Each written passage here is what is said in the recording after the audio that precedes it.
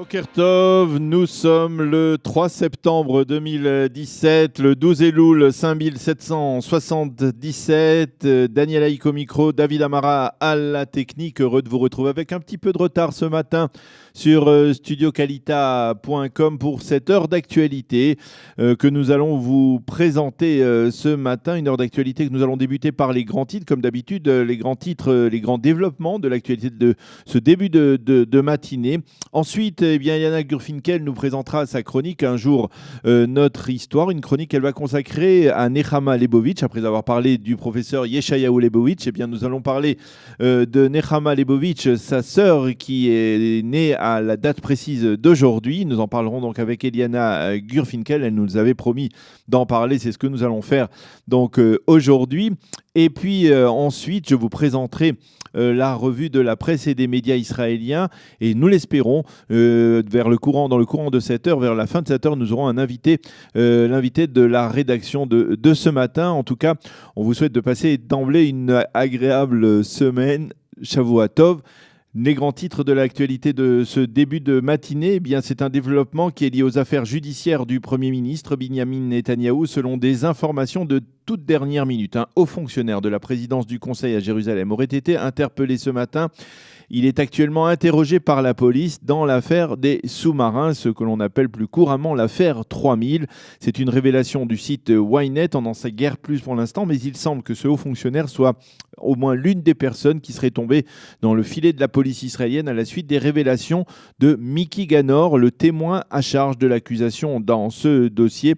Il s'agit de l'avis général, en tout cas, lorsque l'on consulte le site Ynet de ce matin, il s'agit d'un développement entre guillemets, dramatique. Nous espérons pouvoir vous donner plus d'informations, soit dans le courant de cette heure d'actualité, soit dès demain.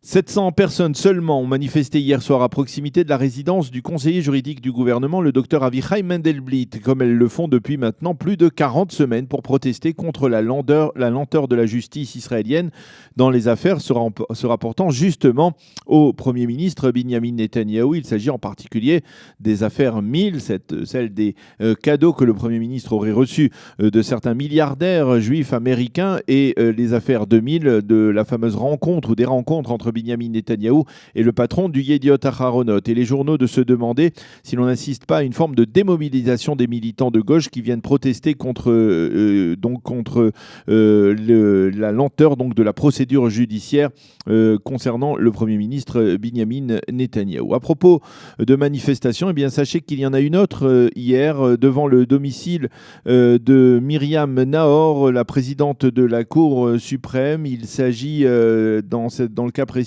d'une manifestation de gens qui protestaient contre la décision de la Cour suprême liée aux habitants du sud de Tel Aviv, donc des manifestants qui protestaient contre ce verdict de la Cour suprême de la semaine dernière qui refuse au gouvernement le droit d'incarcérer pendant 2 mois ces migrants en situation illégale. Les manifestants ont appelé la Cour à se libérer, je cite, de l'occupation soudanaise et érythréenne dans le sud de Tel Aviv.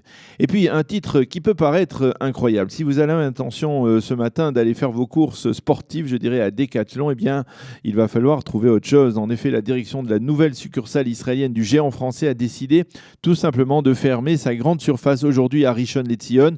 Motif incroyable, elle est en rupture de stock. 30 000 Israéliens ont pris d'assaut le magasin au cours des derniers jours, ce qui a obligé, donc il n'y a quasiment plus rien sur les étalages, et la direction a donc décidé de fermer le magasin pour 24 heures, le temps de se réapprovisionner.